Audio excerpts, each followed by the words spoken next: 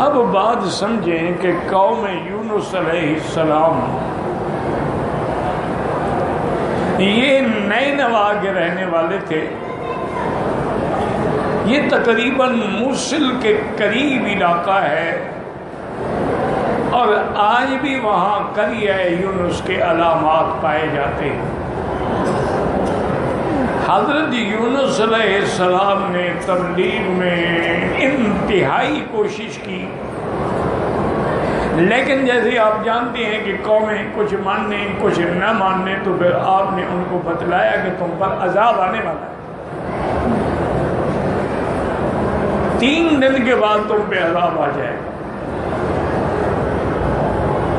پیغمبر نے یہ بات اپنی طرف سے نہیں کی، اللہ نے علم دیا. اب قوم نے اکٹھے ہو کے سوچا کہ سب سے پہلے تو یہ دیکھو، اگر حضرت یونس موجود ہیں تو پھر عذاب نہیں آئے گا، اور اگر حضرت یونس ہماری بستی سے چلے گئے ہیں تو اس کا معنی ہے کہ پھر عذاب آنے والا ہے.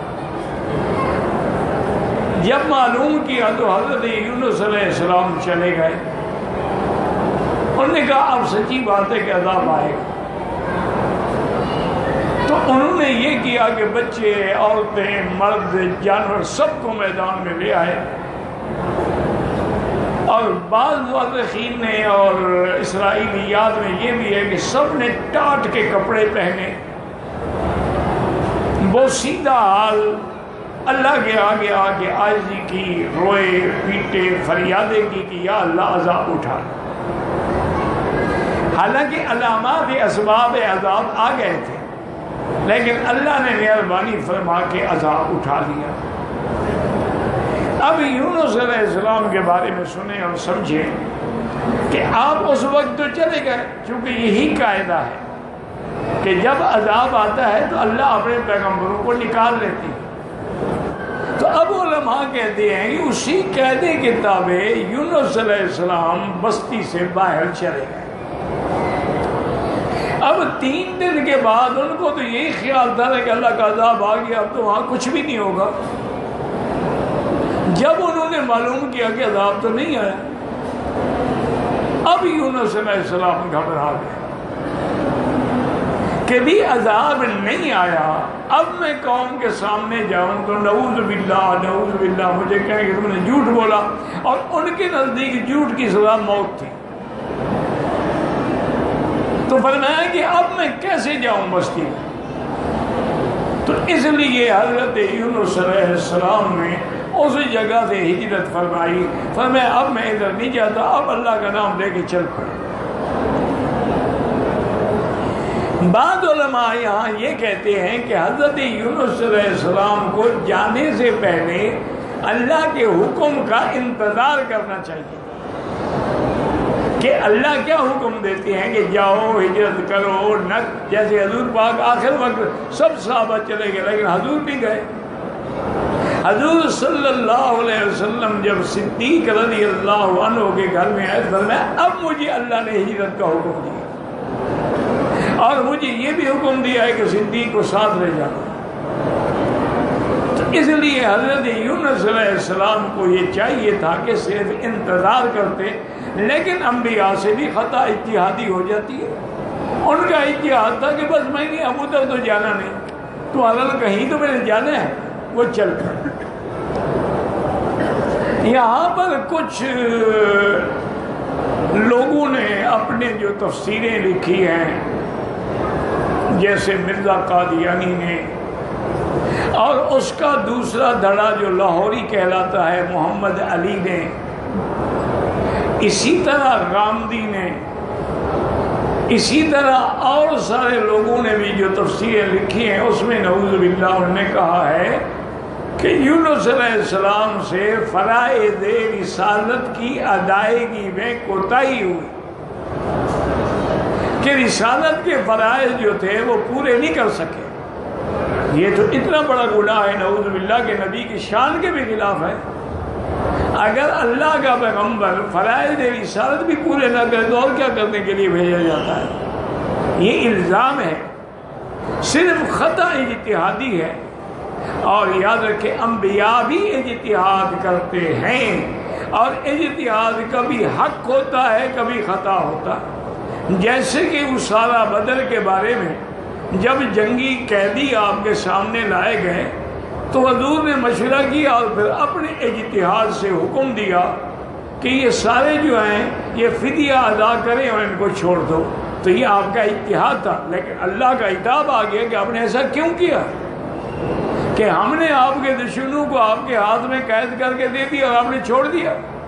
ما کان لنبی ان یکون لہ اسریٰ حتی یسخن فی الارض تریدون عرض الدنیا، دنیا کی عزت کے لیے۔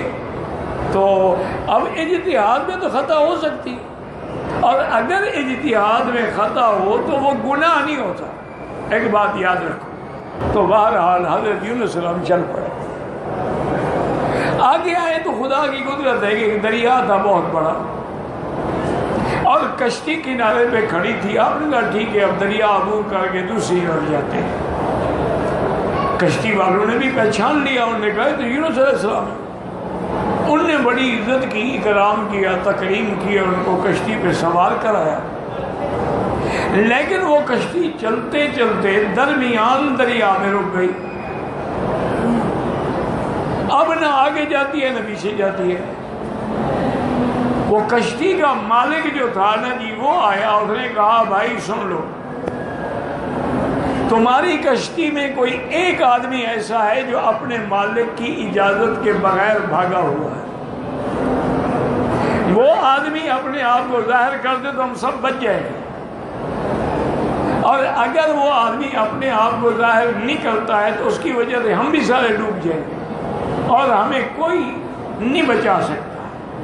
اسی لیے قرآن میں ایک لفظ بھی یہ ہے کہ ابق الی الفلک المشحون، کہ جب یونس علیہ السلام نے اللہ کے حکم کی انتظار نہ کرتے ہوئے کشتی پہ آئے تو یونس علیہ السلام کھڑے ہو گئے۔ انہوں نے کہا بھائی کسی کا کوئی قصور نہیں، میں اللہ کی اجازت کے بغیر چلا ہوں، میرا گناہ ہے، لہذا میری وجہ سے تم تو نہ سارے ڈوب جاؤ۔ اور اللہ کا نام لے کے چھلانگ ماری۔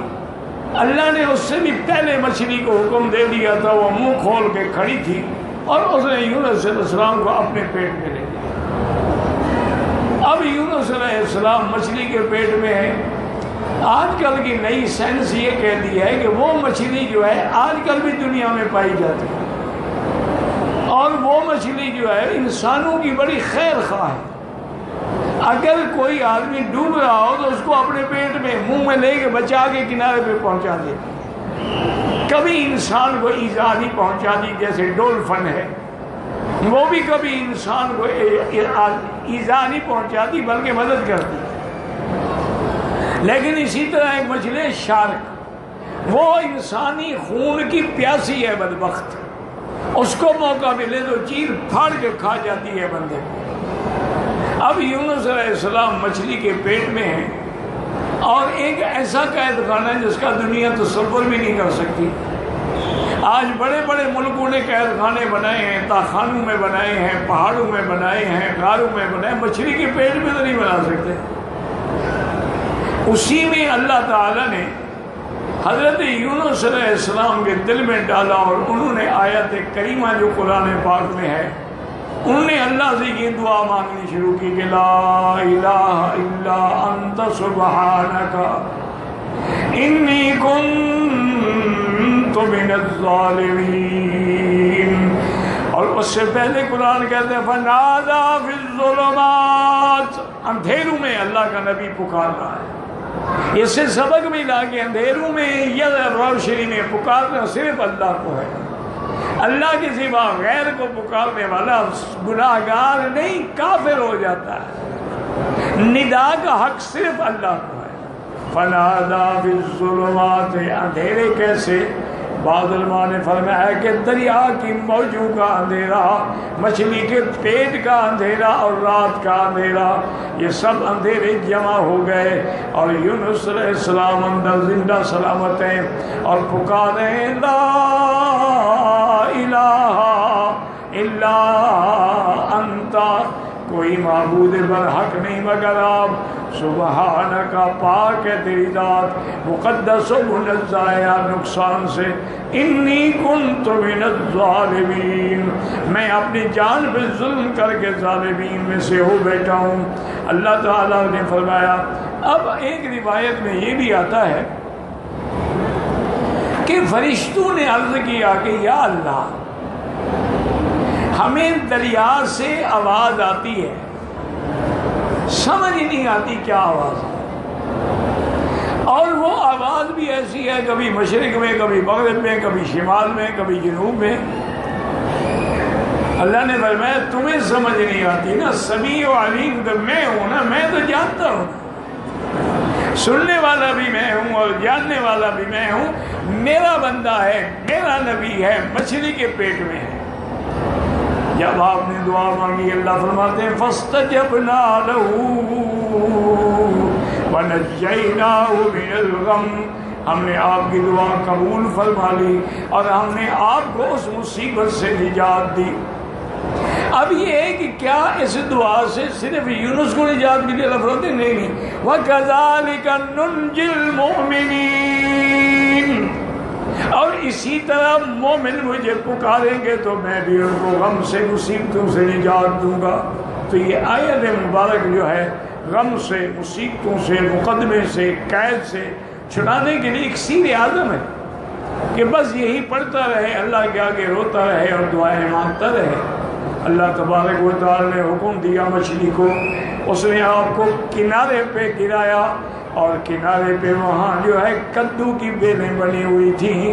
اللہ کی شان یہ ہے کہ کدو کی غذا آپ کھاتے رہے، اور آہستہ آہستہ جب آپ کو اللہ نے طاقت دے دی، ارسلناہ الی مئۃ الف او یزیدون، اللہ فرماتے ہیں ہم نے ان کو پھر حکم دیا کہ تم میرے رسول ہو جاؤ۔ 1,00,000 یا اس سے بھی زیادہ کی آبادی تھی جس کی طرح وہ رسول بنا کے بھیجے گئے، تو اس لیے حضور نے فرمایا کہ کبھی کسی پیغمبر کی توہین نہ کرو، اور میری شان ایسے بیان نہ کرو کہ دوسرے پیغمبر کی شان میں کمی ہو۔ اس نے فرمایا لا تفضلونی علی یونس بن متى، یونس بن متى پہ مجھے فضیلت نہ دو، وہ بھی پیغمبر ہے، میں بھی پیغمبر ہوں، اور جتنے پیغمبر ہوتے ہیں ان کی مائیں الگ ہوتی ہیں لیکن باپ تو ایک ہے۔ اسی طرح فرمایا کہ موسیٰ علیہ السلام کے بارے میں کوئی تنقیص نہ کرے، کوئی توہین نہ کرے۔ تو حضرت یونس علیہ السلام کی قوم کو اللہ تعالیٰ نے ان کے فریاد میں نجات عطا فرمائی، ورنہ پوری قومیں جو ہیں غرق ہو گئیں، برباد ہو گئیں، لیکن وہ سب کے سب۔ اور بعض علماء کہتے ہیں جب وہ اسباب عذاب سے توبہ شروع کر دی، عذاب نازل ہو جاتا تو توبہ قبول نہ ہوتی۔ جیسے فرعون پہ عذاب نازل ہو گیا، وہ غرق ہو رہا تھا، اس وقت اس نے ایمان لایا، توبہ کی، وہ قابل قبول نہیں ہوگی۔